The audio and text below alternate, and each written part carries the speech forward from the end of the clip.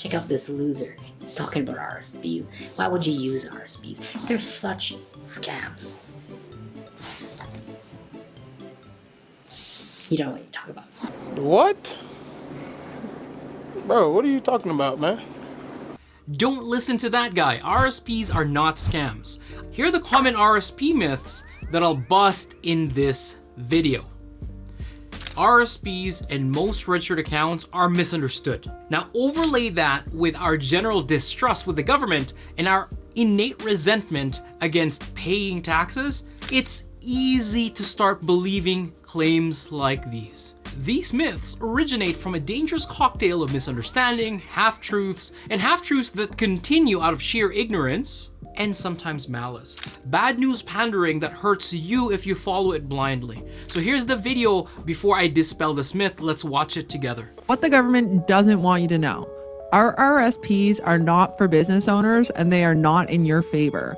Why is this? Well, to invest in an RRSP, you need to take that money out of your business and you're going to pay your personal tax. Now, some would argue that tax is deductible. It's not, it's deferred. So do you think tax rates are going to be higher or are they going to be lower when you go to retire? Well, you said higher, which most of you will. That means you're literally deferring tax now to pay it at a higher rate later, and you're putting this all in the government's hands. They're going to decide what ends up in your pocket at that time. There are better strategies, there are better products that business owners can use. If you want to learn more, head over to the link in our bio. So again, my comment about potentially true statements that are stretched a little bit too far.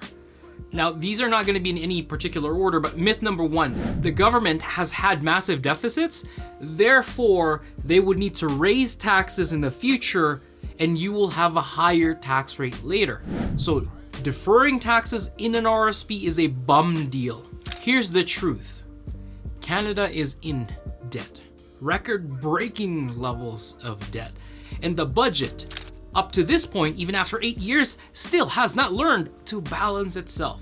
Unfortunate. Yes, that's scary and it's true. But here's another truth. Look at these tax tables from 2004. If you had earned $50,000 back then, your total taxes would be $11,184.06. Given that, you would have an effective tax rate of 22.37%. Hold on to that. And then let's adjust that income to inflation. And this is the Bank of Canada's official inflation calculator.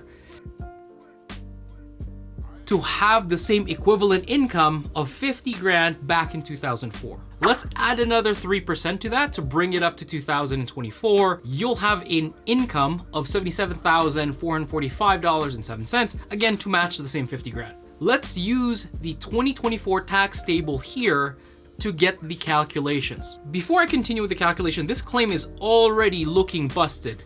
Look at the first and second tax rates in 2004 versus 2024. Back then, bracket number one was 26%. Then that got brought up to 32% once you got to the second marginal tax rate. In 2024, it starts at 25%, and then the second bracket combined between federal and Alberta's provincial taxes, you're at 30.5%. So we are at least 1% lower. Well, you said higher, which most of you will. That means you're literally deferring tax now to pay it at a higher rate later. This is again counter to the claim. Let's continue this again. Using the 2024 tax tables and estimations, you will pay $15,846.76 on that same income after it's been adjusted to inflation. That brings us to a 20.46% effective or average tax rate. That's lower than what it was 20 years ago. So this myth is busted. We only see the raw or nominal numbers, but as far as inflation adjustments are concerned, we are paying less income tax than we were before. Now, I'm being very deliberate about using income tax as a label because I feel the same thing that you may be feeling. I'm being taxed more than ever before, and it's frankly death by 1,000 cuts. This is the reason that we feel like it's becoming more expensive. See, most politicians will have a hard time attacking or increasing the marginal tax rates head on. It's just not a popular agenda. It doesn't make for a good campaign slogan. Imagine if this was what they said. If you elect me, I will make your life more expensive by taxing your income higher. What they do instead is this. If they were honest, they will let you pay 1% less on your income taxes, but we will tax your energy bill to the point where it's more tax than it is heating that you're paying for. But to make you feel better about it, we call it a green initiative. Now, this is further supported by the Fraser Institute's tax freedom date. I looked at the archives. They effectively calculated how long each average citizen is working for the government every year. That's when all of their tax obligations are finally finished. In 2004, they declared the tax freedom date of June 28. In 2023, it's June 19. Their estimate for 2024 is June 15. So we didn't really get more tax freedom over the last 20 years, even if the effective tax rate went down. I want to point this out because it does not matter whether it's an RRSP you're using or a TFSA or any other account, whatever that lady is selling, the withdrawal efficiency for the RRSP works only with taxable income calculation. See, even if it's saved in a TFSA, whatever this lady is selling, whatever she's using as an investment tool, you will still end up paying all of the sin taxes, the environmental taxes, and the GST the moment you start spending your money. And that's what that Fraser Institute calculation is taking into account. So myth number one, don't use RRSPs because taxes will increase down the road or tax rates will increase down the road. Busted. Misconception number two, it's not tax-free, so it's not worth pursuing at all. Now, the RRSP works as a tax deferral account, unlike the tax-free savings account. This is true, absolutely true. However, people misunderstand or misuse this idea. For a TFSA to work, you first pay the taxes on your contributions. Therefore, somebody that's in a 30.5% tax bracket will need to earn and pay taxes on $10,071 before having $7,000 left over to put into the TFSA. Inside the TFSA, that grows tax-free and is drawn tax-free. Over 20 years at a 5% rate of return, that ends up at $18,573.08. Now, what if the same dollars earned was invested into the RRSP instead? Well, you don't have to pay taxes on it. So the same $10,071 gets put into the RRSP with the same 5% annualized return. This will end up at a higher balance of $26,723.85. But to make it fair in this comparison, we're still paying taxes on that withdrawal. Let's say it's the same tax bracket. So the net spendable amount becomes $18,573.08.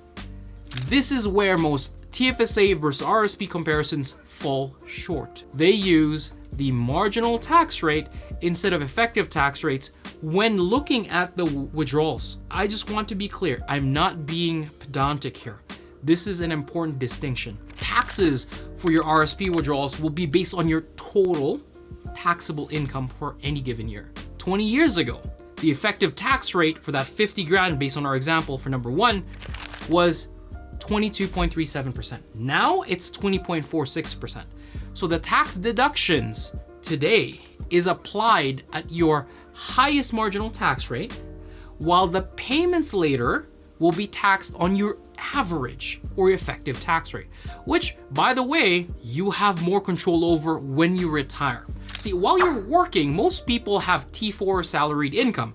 Not much you can do there as far as deductions are concerned, aside from RRSPs and now the first home savings account.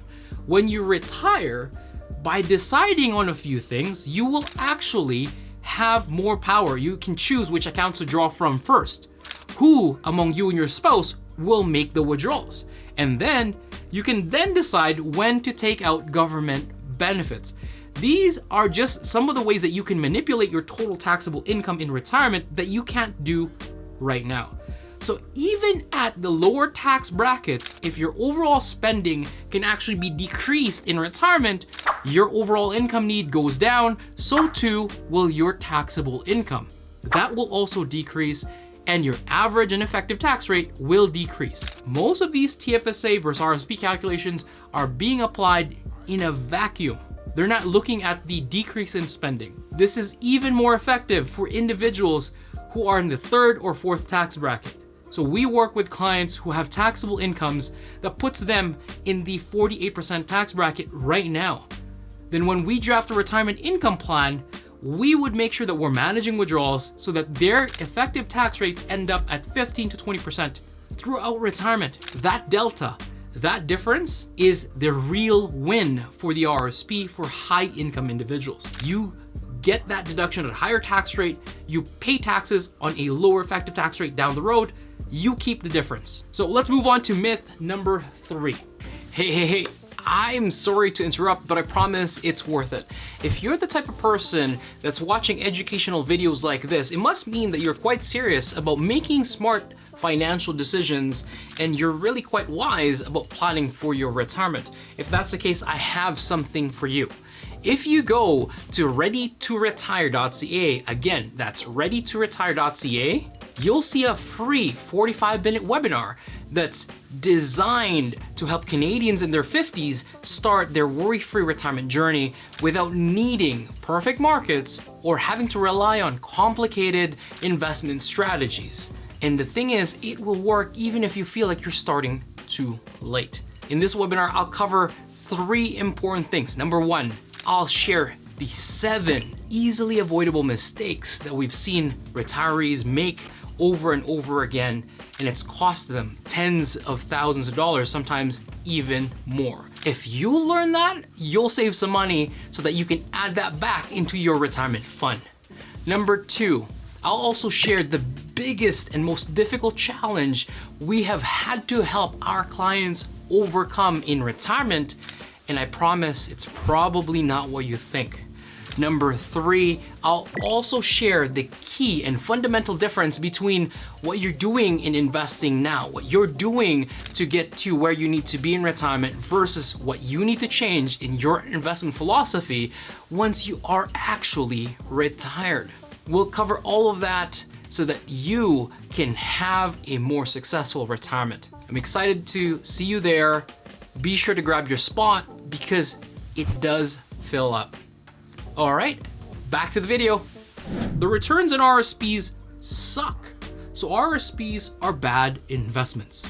I believe this misconception is rooted back in the day when default options for group or employer-based RRSPs focused on safety and preservation. So if you opened an RRSP and didn't know what checkbox to fill in or how to answer a basic risk tolerance questionnaire, or you skipped it because you just didn't want to do it, you open up an RRSP account. However, your payroll deductions are being put into a cash account.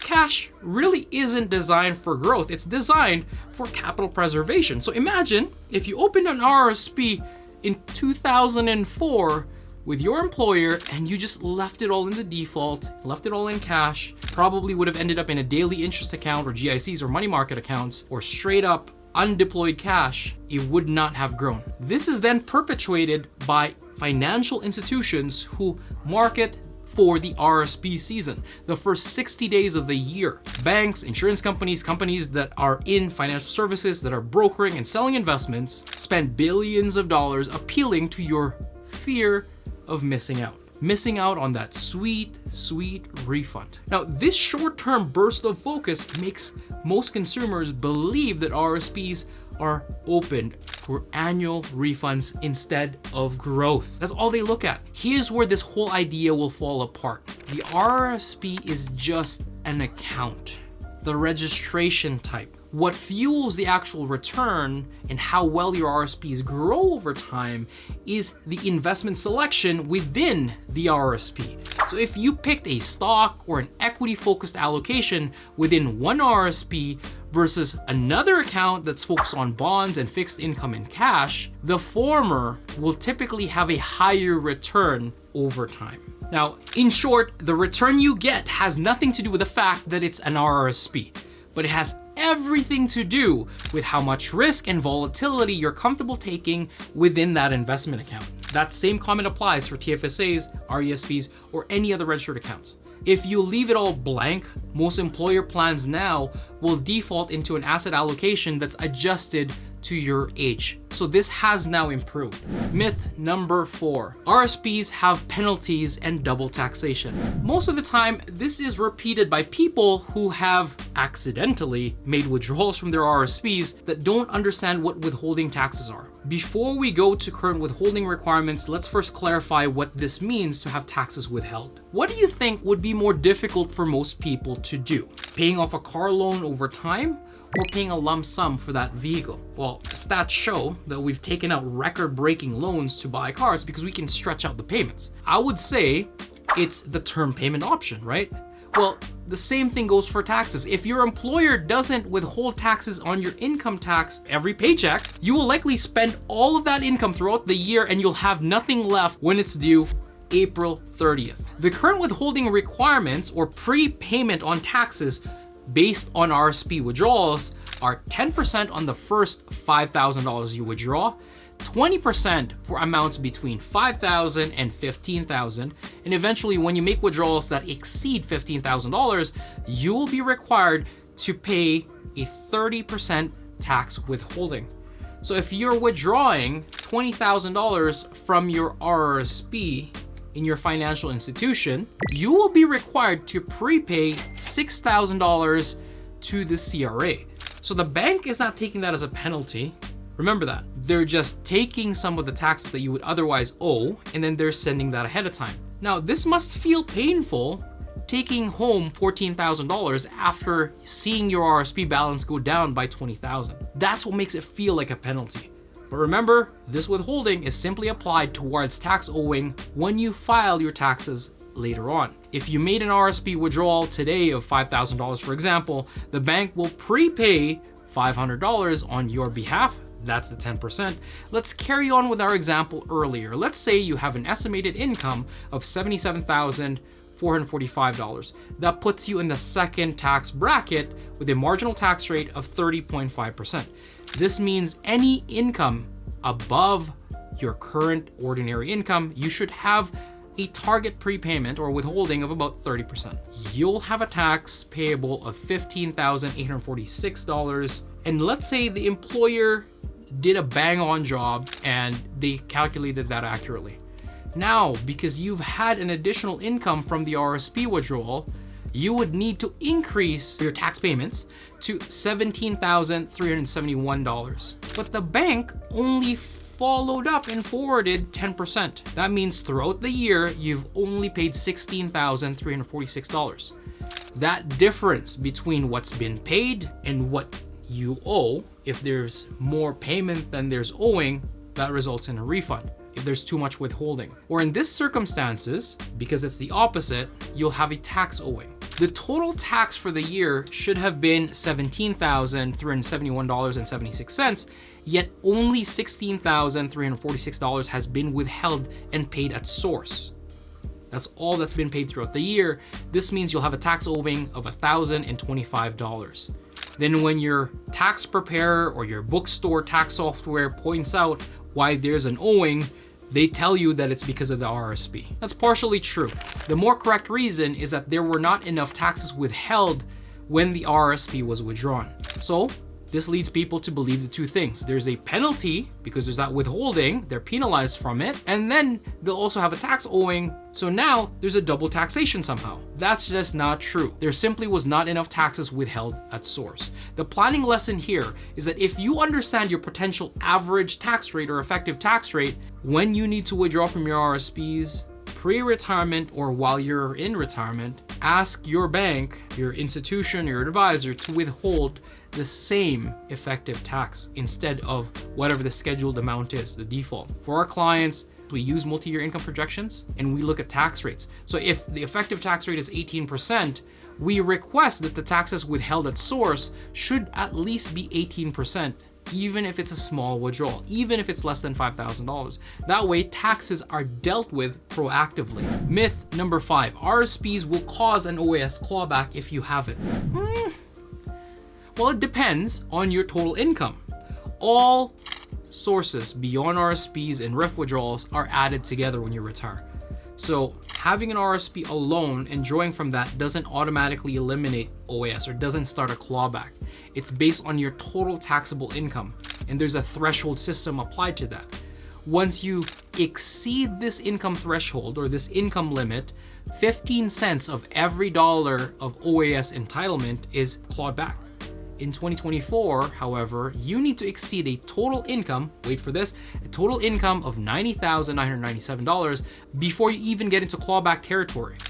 And that's per person. So if you set up a fairly balanced investment account between you and your spouse as far as RRSPs are concerned, you can sustain a retirement income up to nearly $182,000 without having to run into OAS clawback at all. The average retiree will not come close to needing that kind of cash flow in retirement. We have a few clients that do, but when we work with them, it's typically that high of an income for 5, maybe 7 year stretches when they're trying to accomplish all these goals as they retire. After they've hit all these milestones, their income needs typically drop down. And there's honestly more efficient ways to get around the OAS clawback than skipping the RRSP altogether. RRSP myth number 6, the government just takes it all when you die. Now, RRSPs or RIFs, when you withdraw later in retirement, are treated as ordinary income. It's just added all together with all your other income sources, CPP, OAS, and other pensions. Now, the year that you make that withdrawal, or the year that you are deemed to make that withdrawal, it just gets pulled together. So if you have $1 million, for example, in your RRSP and you decide to withdraw all of that in 1 year, not a recommendation, you'd end up paying the top marginal tax rate, and based on our calculations, you'll owe right about $436,000 in taxes. I would never do that. What if you deferred and broke up that withdrawal over a 5-year period instead, and you took out $200,000 every year? That's still aggressive in my eyes. But if you made that scheduled withdrawal instead of a one-time $1 million withdrawal, your total tax would end up at $275,000 over that time frame. That's a tax saving of $160,000 over 5 years simply by breaking up when you're making up the withdrawals. Both of these situations are too aggressive. I would not do either of these unless there was a specific goal or specific reason. However, this shows you why poor estate planning will lead to this myth. If you reach the end of your life with $1 million in an RRSP or a RIF and there's no surviving spouse, pretty much half of it goes to the CRA. The solution here really is simple. It's having a scheduled and predetermined withdrawal plan so that you're making withdrawals out of your RRSP sooner, and when you get to the later stages of your life, there's not a lot trapped in there. Myth number 7, RRSPs have no flexibility since the account is locked, and I will eventually need to withdraw scheduled amounts every year when I retire. This is simply not true. RRSPs are not locked. You simply have to pay withholding taxes, like I've addressed, and then add that as taxable income. But depending on what you have in there, if you had to sell equities, you might not want to do that. But that's not a decision based out of the fact that it's in an RRSP. It's a tax conversation, and it's not because it's locked, it's not mandated. We can plan around that. We can plan around when to take the RRSP to help you meet your goals. However, that's a different topic altogether, and I'll cover that in this video. See you there.